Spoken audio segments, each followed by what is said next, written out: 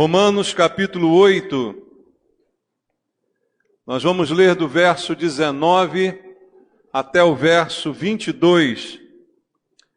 Romanos capítulo 8, do verso 19 ao verso 22. A palavra de Deus diz: a ardente expectativa da criação aguarda a revelação dos filhos de Deus, pois a criação está sujeita à vaidade, não voluntariamente, mas por causa daquele que a sujeitou, na esperança de que a própria criação será redimida do cativeiro da corrupção, para a liberdade da glória dos filhos de Deus. Porque sabemos que toda a criação, a um só tempo, geme e suporta angústias até agora. Oremos. Senhor, mais uma vez, na Tua casa estamos diante da Tua palavra, com o coração sedento por ouvir a Tua voz, receber do Senhor palavra de edificação, palavra que nos fortaleça, que aumente a nossa fé. A fé vem pelo ouvir da pregação, diz a Tua palavra. Por isso, Pai, esse é um momento especial. E nós não estamos aqui para ouvir histórias, nem doutrinas de homens, mas a palavra que procede do Senhor, é essa que nos interessa. Por isso te pedimos em oração, fala conosco, Pai. Usa minha vida como um instrumento em Tuas mãos, dá-me a unção do Teu Espírito, quebra as barreiras de entendimento, as distrações, para que todos nós possamos ouvir a Tua preciosa voz neste lugar. É o que nós queremos e precisamos. E para isso oramos em nome de Jesus. Amém. Queridos, o apóstolo Paulo diz nestes versículos uma realidade que nós estamos presenciando há muitos anos, desde a época de Paulo, a criação de Deus, o mundo, tudo aquilo que existe, decaindo constantemente, piorando a cada dia. Toda a criação tem experimentado dia a dia uma involução. Algumas pessoas ainda acreditam na teoria da evolução. Eu já falo diferente, eu acredito na teoria da involução. O mundo não está evoluindo, o mundo está piorando dia a dia, e nós temos visto isto em várias áreas da sociedade e do comportamento humano. Nós temos visto as pessoas, de uma maneira geral, falando eu, não é? Mas piorando no seu aspecto moral, espiritual, o homem cada vez pecando mais, se distanciando mais do Senhor. Então, essa é uma realidade, desde a época de Paulo, que ele deixou escrita para nós. O homem hoje, vivendo menos e sendo mais fraco e desfrutando muito pouco da vida, porque não a desfruta na presença de Deus. E todo momento, o mundo que nós vivemos sofre ameaças. Ameaças de todo tipo de destruição, de guerras, de todas as coisas que nós temos sempre ouvido falar. E qual é a análise espiritual que nós podemos fazer desse momento? Usando a palavra de Deus, a própria Bíblia, que nos alerta para essa realidade, nós que temos o Espírito Santo, precisamos discernir o tempo, as coisas que estão acontecendo ao nosso redor, que não são coisas comuns, mas todas elas preditas pelo Senhor. Nós estamos vivendo num mundo em que o homem está vazio espiritualmente, não dá valor àquilo que é espiritual. A maioria das pessoas nesse mundo só entende a linguagem do que é material, vive pelo que é material, luta pelo que é material e morre pelo que é material. Então, o homem vazio espiritualmente. A palavra de Deus diz em Mateus capítulo 16, eu quero ler contigo, Mateus 16, no versículo número 26 de Mateus 16. O Senhor Jesus falando disse assim: pois que aproveitará o homem se ganhar o mundo inteiro e perder o quê? Perder a sua alma. Ou que dará o homem em troca da sua alma? Jesus, já se antecipando a esta realidade, ele falou dessa forma, porque as pessoas estão vivendo pelo que é material, estão vivendo pelo que se pode acumular. E ele diz, olha, o que vai aproveitar a um homem ganhar o mundo inteiro. Em que sentido? No sentido material. Conseguir tudo aquilo que deseja nesse mundo. Angariar todos os fundos que ele acha necessário. O que adianta ele receber todas essas coisas, todos esses benefícios durante a sua vida, se no final ele perder a sua alma? A alma do homem está em perigo. A alma do homem está por um triz, está em risco. E Jesus diz, não adianta nada você ganhar tudo, você ter tudo, se depois o tudo que é importante, que é a alma, for perdida. E ele ainda faz outra pergunta e diz, o que um homem pode dar em troca da sua alma? Pode comprar de alguma forma a sua salvação? Pode garantir por algum meio material que a sua alma será preservada? O Senhor Jesus diz que não é possível. Então, a realidade que muitos estão vivendo hoje é esta. Ganham tudo o que podem ganhar, ou pelo menos tentam ganhar, mas no final vão perder aquilo que é o mais importante. E se isso não fosse ruim apenas no mundo, isso ainda é mais maléfico quando acontece dentro da igreja. E, queridos, a Bíblia diz que isto acontece também dentro da igreja. Em 1 Coríntios, no capítulo 15, leia comigo aqui o versículo 19. 1 Coríntios, capítulo 15, versículo 19. Paulo está falando a uma igreja, e ele diz, se a nossa esperança em Cristo se limita apenas a esta vida, somos os mais infelizes de todos os homens. Ele está falando à igreja, porque haviam pessoas na igreja que também tinham a sua expectativa, a sua esperança apenas na vida presente, apenas naquilo que é material, apenas no momento atual. E Paulo diz, olha, a nossa esperança não está aqui nesse mundo, não está nas coisas do presente, mas naquelas que estão por vir. E se a gente ficar pensando apenas nessas coisas imediatas e toda a nossa expectativa se resumir a uma melhora que Deus possa fazer na nossa vida aqui no momento agora, ele diz, somos os mais infelizes de todos os homens. Veja, isso nos qualifica num estado de infelicidade muito grande. Depositarmos toda a nossa esperança, toda a nossa expectativa, inclusive em relação a Deus, de que haja uma melhora apenas na nossa vida material, no nosso presente, no dia a dia de cada um. Então, até dentro da igreja, esse conceito muitas vezes acaba fazendo com que as pessoas troquem valores e coloquem coisas menos importantes acima daquelas que são mais importantes. Então entramos no mesmo quesito do qual falou Jesus. O que adianta ganhar o mundo inteiro? O que adianta ter tudo o que eu quiser, se no final aquilo que é mais importante eu acabarei perdendo? O que adianta ter uma esperança em Cristo? Como Paulo disse, se a tua esperança em Cristo for apenas nas coisas desta vida, você é o mais infeliz de todos.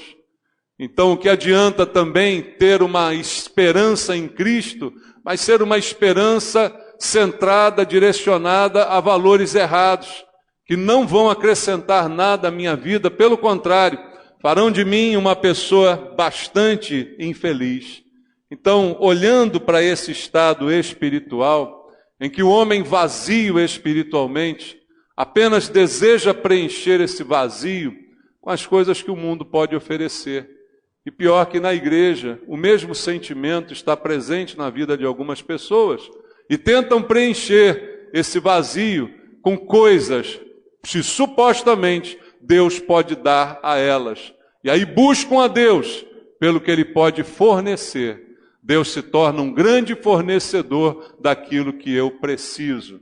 Mas a Bíblia diz, essa pessoa se torna mais infeliz do que todas as outras. E o homem, nesse vazio espiritual, pensando apenas naquilo que é material, é o retrato da humanidade que nós hoje estamos vivenciando. O homem sendo arrogante, achando que não precisa de Deus, achando que pode fazer o que quer da sua vida e pode vivê-la da maneira que desejar, e de fato pode, porque Deus deu liberdade. Só que a liberdade tem um preço. O preço é a responsabilidade com que nós vamos lidar com aquilo que fizermos na nossa vida. Um dia teremos que prestar contas, mas o homem não pensa nisso. Quantas vezes você já viu pessoas, testemunhos, atitudes em que a pessoa vive de maneira completamente irresponsável, de forma arrogante, sem Deus e orgulhosamente, achando que Deus realmente não é para ser crido, nem é para ser levado em conta. Nossa sociedade tem caminhado para isso, queridos.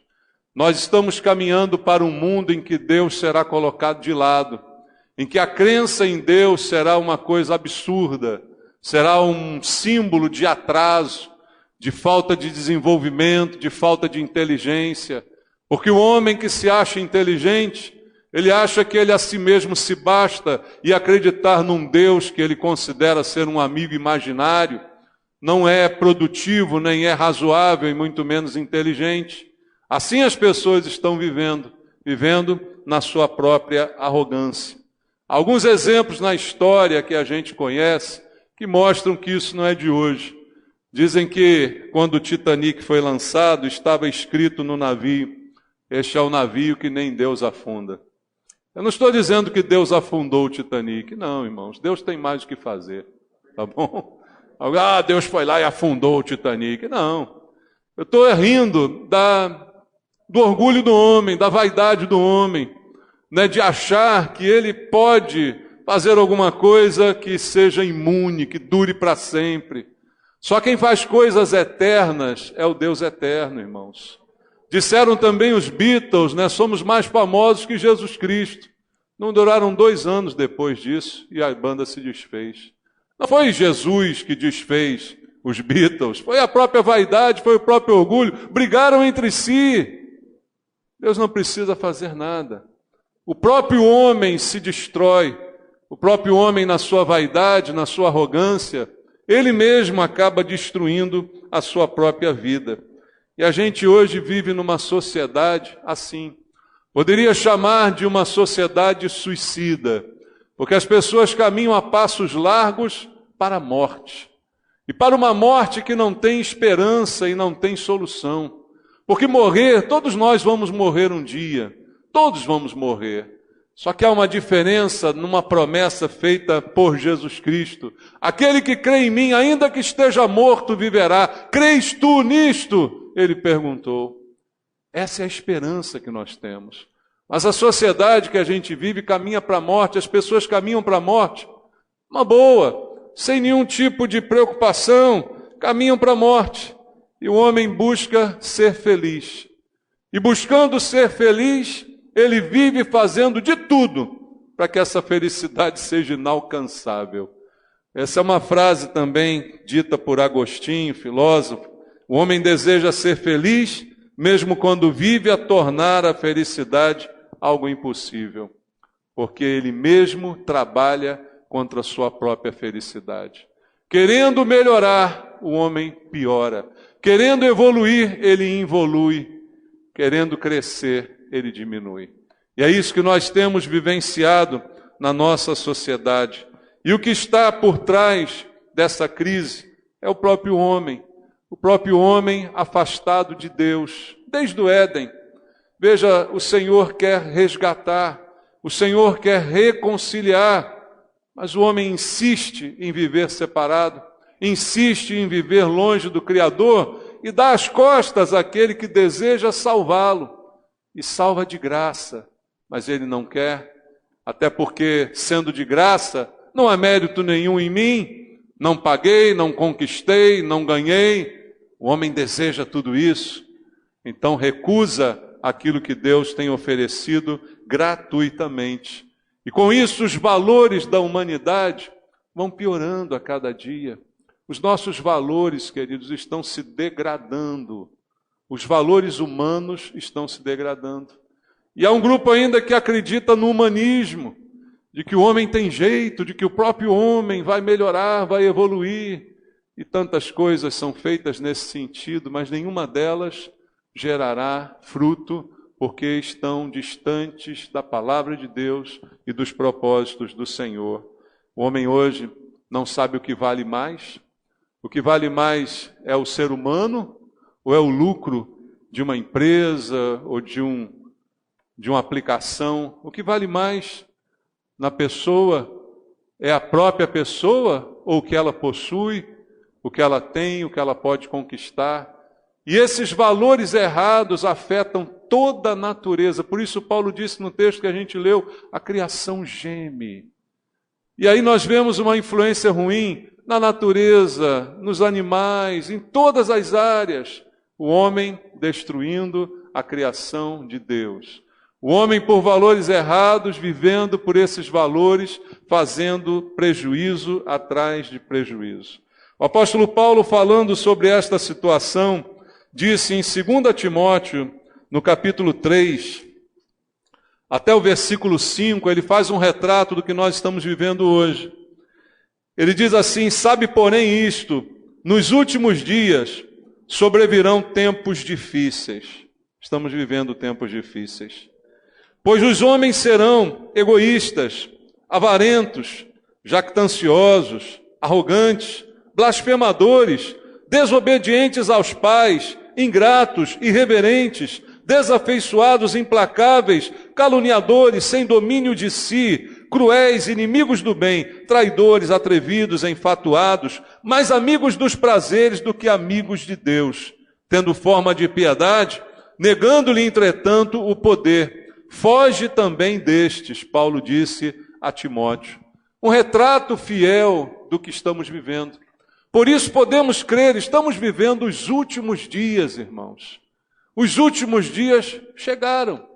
Quanto durarão, não sei, nem ninguém pode determinar, mas que é certo, estamos vivendo. Porque os homens são cada vez mais do jeito aqui descrito pelo apóstolo Paulo. Dias difíceis, ele diz, serão os últimos dias. Egoístas, orgulhosos, arrogantes, blasfemadores, desobedientes aos pais. Nunca a família esteve tão desagregada, o conceito de obediência esteve tão por fora, não é, irmãos? Nem aos pais, nem aos professores, nem às autoridades. A obediência não é mais ensinada, e isso tem confundido a cabeça de tanta gente. Inimigos do bem, traidores, atrevidos, enfatuados, mas amigos de prazeres do que amigos de Deus. E aí ele diz, tendo forma de piedade, negando-lhe, entretanto, o poder. E aí ele fala até de uma suposta piedade, que é um comportamento religioso, que é um comportamento de aparência, mas que, na verdade, não tem nada de Deus, porque nega o poder de Deus. Até isso nós temos visto, com o surgimento de cada dia mais de falsas filosofias, doutrinas, alternativas que buscam elevar o homem espiritualmente, mas que no fim o arrasam mais e mais. E Paulo diz, foge destes também, foge. A opção para nós, para a igreja, é fugir desse tipo de gente. Não há outra alternativa até que o Senhor venha nos buscar e nos separar finalmente. Queridos, esse é o quadro pintado na palavra de Deus já há tanto tempo atrás. Como disse Paulo no texto inicial, a criação gemendo pela falta de alguém que a resgate. E Deus veio para resgatar o homem do pecado. O Senhor se fez carne e habitou entre nós para resgatar o homem desta situação. Tirar o homem do pecado e levá-lo de volta para Deus. Restaurar a imagem e a semelhança de Deus que foi perdida com o pecado. Esse é o plano de Cristo, realizado pelo Senhor, nosso Deus e Pai. Então, apesar de todo esse quadro tenebroso pintado aqui, comentado com você essa noite, ainda há uma esperança, irmãos. Independente de que aconteça, independente da piora na moral da maioria das pessoas, Deus ainda está salvando. Ainda há uma esperança para aquele que deseja dar um fim em tudo isto. Um fim no sentido de deixar de se preocupar apenas com as coisas dessa vida, deixar de querer ganhar o mundo inteiro e cuidar da sua alma. Quem quiser cuidar da sua alma, ainda há uma oportunidade para isso. As portas do céu ainda estão abertas. Apesar de que as portas do inferno estão se escancarando, Jesus prometeu que as portas do inferno não prevaleceriam contra a sua igreja. Então, as portas do inferno estão se abrindo, mas a porta do céu também ainda está aberta para aquele que quiser interromper esse ciclo e voltar-se para Deus. Há esperança. Uma esperança eu compartilho contigo no Salmo 24, e isso aqui é simbólico, mas é significativo. Está dizendo o Senhor no versículo 1, 24, Salmo: ao Senhor pertence a terra e tudo que nela se contém, o mundo e os que nele habitam. Veja, tudo pertence ao Senhor. Todo mundo, tudo, e todas as pessoas que aqui habitam pertencem a Deus. Embora a maioria delas não saiba disso, vivem como se pertencessem a si mesmas. Vivem como se fossem donas do próprio nariz. Mal sabem elas que suas vidas pertencem ao Senhor. Deus é dono de todas as coisas. Isto traz esperança para aquele que deseja salvar-se. Deus é dono da sua vida. Mesmo você não querendo render-se a Ele, Ele é dono da sua vida. O melhor para você é render-se a Ele. O melhor para você é entregar-se, porque assim voltará para Deus aquilo que lhe pertence. Veja outra coisa que nos dá esperança em Apocalipse capítulo 21. A Bíblia traz palavras de esperança. Apocalipse capítulo 21, verso 1. Está escrito assim: vi novo céu e nova terra, pois o primeiro céu e a primeira terra passaram, e o mar já não existe. Uma nova terra, a terra restaurada. Apocalipse, João vê uma nova terra, um novo lugar.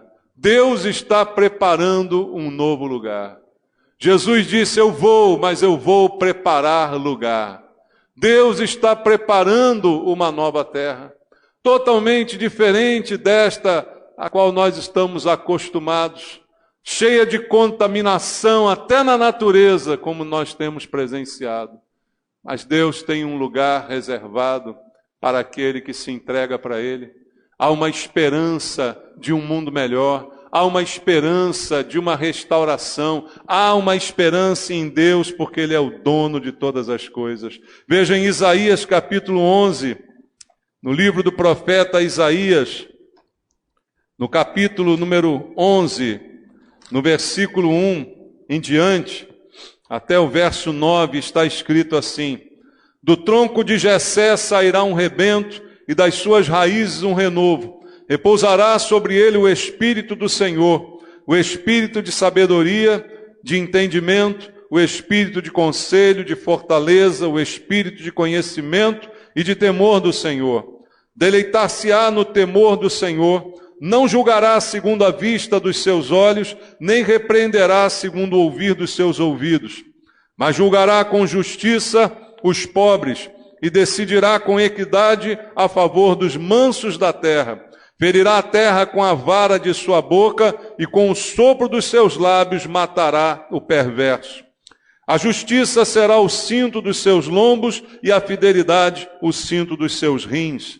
O lobo habitará com o cordeiro, e o leopardo se deitará junto ao cabrito. O bezerro e o leão novo e o animal cevado andarão juntos, e um pequeno os guiará, um pequenino os guiará. A vaca e a ursa pastarão juntas, e as suas crias juntas se deitarão. O leão comerá palha como boi, A criança de peito brincará sobre a toca da áspide, e já desmamado meterá a mão na cova do basilisco. Não se fará mal nem dano algum em todo o meu santo monte, porque a terra se encherá do conhecimento do Senhor, como as águas cobrem o mar. Naquele dia recorrerão as nações à raiz de Jessé, que está posta por estandarte dos povos, e a glória lhe será a morada. Veja, queridos, o que diz a palavra, Isaías, tanto tempo antes, falando do Messias, falando daquilo que Deus faria através de Jesus. A descrição aqui é perfeita daquilo que o Senhor faria. A descrição é muito perfeita em relação àquilo que Jesus estará realizando no seu juízo. Mas o interessante é que a partir do versículo 6, ele começa a dizer da restauração de todas as coisas. Animais que normalmente se brigariam uns com os outros, andariam agora juntos. O ser humano não temendo mais também o animal. Esse texto, irmãos, é para nos dar esperança. Esperança de que, por pior que as coisas estejam, há um futuro que nos espera. Há uma bênção que é aguardada por cada um de nós. O reino do Senhor Jesus. Esse reino virá e acontecerá. Há uma bênção predita na palavra de Deus. E para isso o homem tem sido convidado para vivenciar não a desgraça que nós estamos vivenciando, mas para escapar dela. Basta que ele enxergue aquilo que Deus está fazendo, o chamando para ele. Veja o que disse Jesus em Mateus 11, do 28 ao 30. Vinde a mim, todos os que estáis cansados e sobrecarregados, e eu vos aliviarei. Tomai sobre vós o meu jugo e aprendei de mim, porque sou manso e humilde de coração, e achareis descanso para as vossas almas, porque o meu fardo é leve, o meu jugo é suave. O Senhor chama o homem para descansar nele, chama o homem para depositar nele toda a sua esperança.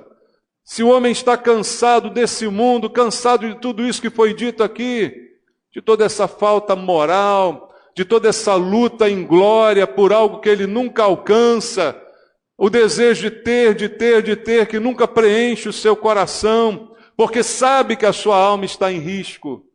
Jesus vira para esse homem e diz: venha a mim, descanse em mim. Você que está sobrecarregado, você está cansado de lutar, agora venha e descanse em mim. Eu sou manso e humilde de coração. Você vai achar descanso, você vai achar repouso na minha presença. Esse é o convite do Senhor Jesus para a salvação. Mas a Bíblia diz no livro de Apocalipse também, no capítulo número 3, no versículo número 20, há um versículo sugestivo que precisa ser entendido por este homem que quer encontrar o caminho da salvação. Está escrito em Apocalipse 3:20, eis que estou à porta e bato. Se alguém ouvir a minha voz e abrir a porta, entrarei em sua casa e cearei com ele e ele comigo. Jesus dizendo que está batendo na porta. Ele não entra sem ser convidado. Ele não entra sem que a porta seja voluntariamente aberta.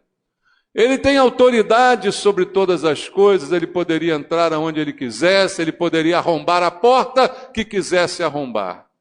Mas esta prerrogativa ele deu ao homem. A liberdade de escolher, a liberdade de dizer sim ou não, a liberdade de dizer me rendo ou não me rendo, a liberdade de dizer abro a porta ou permaneço com ela fechada. Mas Jesus está anunciando, eu estou à porta batendo. Se alguém ouvir a minha voz e abrir a porta, eu vou entrar e vou participar da mesa com essa pessoa, vou participar do dia a dia dessa pessoa, estarei presente na vida dela. Então, basta uma atitude. Não é algo impossível de ser alcançado, não é algo distante. O Senhor está convidando, venha, venha, descanse em mim.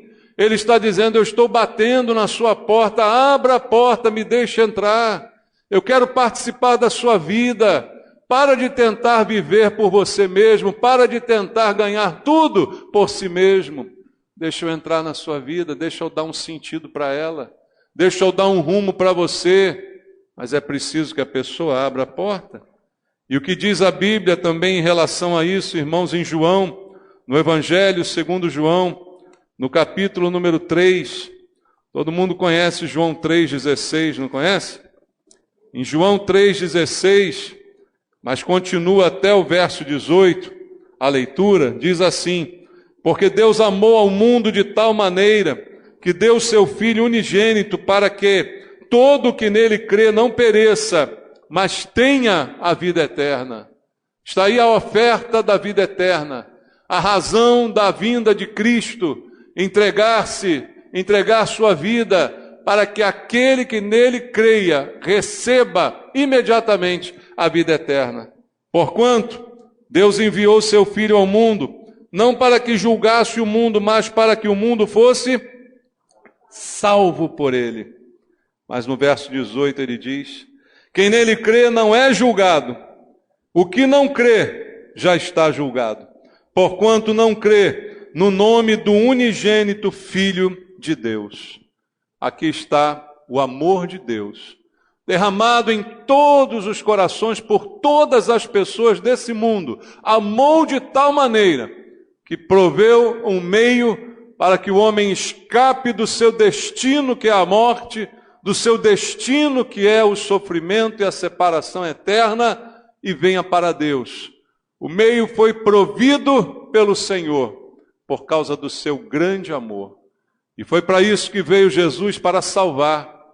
Mas o verso 18 diz, quem nele crê, não será julgado. Mas quem não creu, já está julgado. Quem não acredita, quem não se rende, quem não concorda, quem não decide, já está julgado. Não vai ser julgado, já está. Porque decretou a própria sentença ao recusar aquilo que por amor foi oferecido por Deus. A oportunidade de mudar, de transformar a vida, de dar sentido a ela. Tudo isso é jogado fora quando a pessoa insiste em não crer naquilo que Deus proveu para a sua salvação. Então Deus, porque ama a sua criação, quer salvá-la. Mesmo que ela hoje viva nessa angústia da criação, dita por Paulo lá em Romanos, a vontade de Deus é salvar. O amor de Deus foi derramado nos corações. O amor de Deus foi demonstrado através de Jesus Cristo. Agora cabe ao homem render-se. Cabe ao homem entregar-se, confiar plenamente o seu futuro a Cristo. Cabe ao homem se render para desfrutar de tudo aquilo que está prometido, tendo uma esperança que não se baseia mais apenas nas coisas dessa vida, porque a gente sabe que quando essa vida passar, não passará aquilo que o Senhor vai fazer por nós. Passará o céu e a terra, mas a minha palavra não passará, diz o Senhor. Cabe ao homem decidir, render-se, aceitar, crer, receber tudo o que Deus está oferecendo através da vida de Jesus Cristo. E isso, então, redime a vida do homem. O homem, a criação, precisa de um Redentor. E existe um Redentor disponível para a criação. Aqueles que se entregam, para estes, a Bíblia diz, tudo será restaurado. Para a gente terminar, abra sua Bíblia em Apocalipse, capítulo 21, do versículo número 3 até o versículo número 8. Lá no final da sua Bíblia, Apocalipse, penúltimo capítulo, capítulo 21, do verso 3 ao verso 8. Está escrito: então, ouvi grande voz vinda do trono, dizendo: eis o tabernáculo de Deus com os homens. Deus habitará com eles. Eles serão povos de Deus, e Deus mesmo estará com eles. E lhes enxugará dos olhos toda lágrima, e a morte já não existirá. Já não haverá luto, nem pranto, nem dor, porque as primeiras coisas passaram.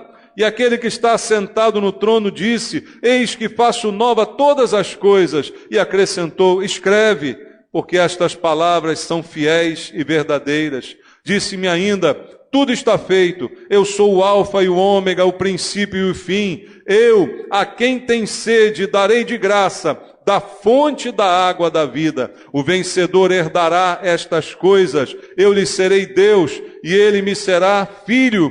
Quanto, porém, aos covardes, aos incrédulos, aos abomináveis, aos assassinos, aos impuros, aos feiticeiros, aos idólatras e a todos os mentirosos, a parte que lhes cabe será no lago que arde com fogo e enxofre, a saber, a segunda morte. Essa morte, a segunda, essa é que deve ser temida. A primeira, para aquele que crê, como foi a promessa de Cristo, ainda que morra, viverá. A primeira não precisa ser temida para aquele que rendeu sua vida a Jesus Cristo. Para este está prometido um futuro como este, visto no livro de Apocalipse, capítulo 21, a partir do verso 3. Está prometido um tabernáculo de Deus com os homens. Está prometido que as lágrimas serão enxugadas, que a morte não vai existir mais, que não vai ter luto, que não vai ter pranto, não vai ter dor.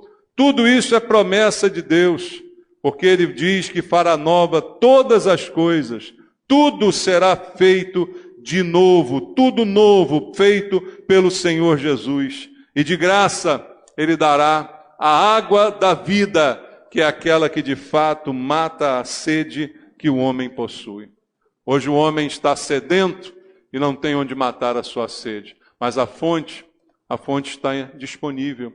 Jesus diz lá em João capítulo 7, que aquele que crê nele, do seu interior fluirão rios de água viva, água em abundância. Nunca mais terá sede, nunca mais vai sentir esta sensação de boca seca, porque o Senhor tem a água, tem a provisão, tudo disponível. Há solução, há saída para o mundo, há saída para a humanidade, porque as portas estão abertas, irmãos. O convite ainda está de pé. Ainda há tempo de se salvar, ainda há tempo de se render. Mas o último versículo que a gente leu diz que há uma categoria de gente, e essa categoria vai ficar de fora. E começa esta descrição com os covardes. Os covardes são aqueles que deveriam fazer alguma coisa, mas não fizeram. São aqueles que deveriam tomar uma posição, mas não tomaram. Esses são os covardes. São os incrédulos, segundo diz o texto, que não creem, que se recusam a acreditar. Esses ficarão de fora. E para esses, sim, a segunda morte, que é a separação eterna de Deus do Criador. Não é esse o destino que Deus tem para a humanidade, mas depende da humanidade voltar-se para Deus. Depende da criação render-se ao Criador. O convite está feito. A porta está aberta. Vamos orar, irmãos?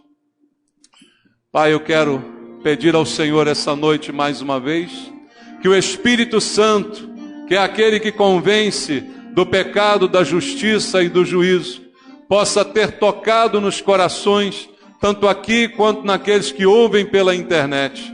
Que haja salvação, que haja rendição, Pai.